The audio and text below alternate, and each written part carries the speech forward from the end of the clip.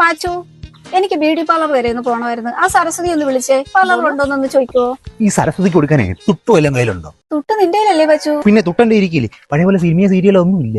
വല്ല ഇനാഗുറേഷനോ കാറ്ററിംഗ് സർവീസോ? എന്തോ പാച്ചു, കാറ്ററിംഗോ? എന്തൊക്കെയാ നീ പറയുന്നേ? കാറ്ററിംഗ് സർവീസ് അല്ല, കാറ്ററിംഗ് സർവീസ് പോലെ എന്തെങ്കിലും ഫംഗ്ഷനോ എന്തെങ്കിലും ഉണ്ടോന്നുള്ളതായി ഞാൻ പറഞ്ഞു.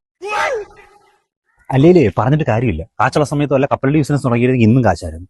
ഇന്നിപ്പോ 10 രൂപയുടെ കപ്പലിനെ വെച്ച് ഞാൻ പോലും പൈസ ഇല്ല. വല്ലാത്ത അവസ്ഥ തന്നെ.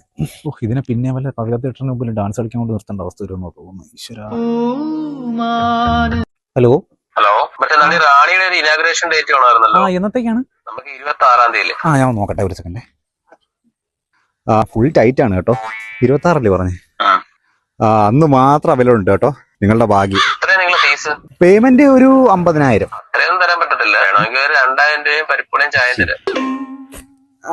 അങ്ങനെയാണെങ്കിൽ ഒരു 20,000 2 ചിക്കൻ ബിരിയാണി. എന്നാലൊരു കാര്യം ചെയ്യാം, 12,000 രൂപയും ബിരിയാണി ഉറപ്പിച്ചോ? എന്നാ പിന്നെ ഞാൻ മാമിനോട് സംസാരിക്കട്ടെ. ഹലോ വെച്ചാ,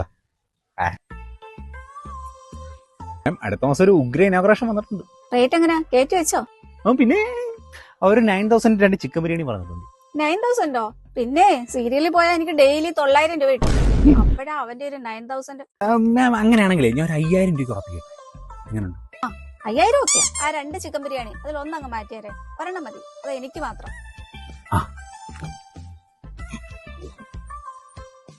അതെ, കൊറേ നേരമല്ലോ ഒന്ന് ലിപ്സ്റ്റിക് വേണമെന്ന് പറഞ്ഞ് വണ്ടിക്കകത്ത് കയറിട്ട്. ഇങ്ങോട്ട് ഇറങ്ങണ്ടേ, എനിക്ക് പോണം. വണ്ടിയുടെ താക്കോലോ നാണ്ടേ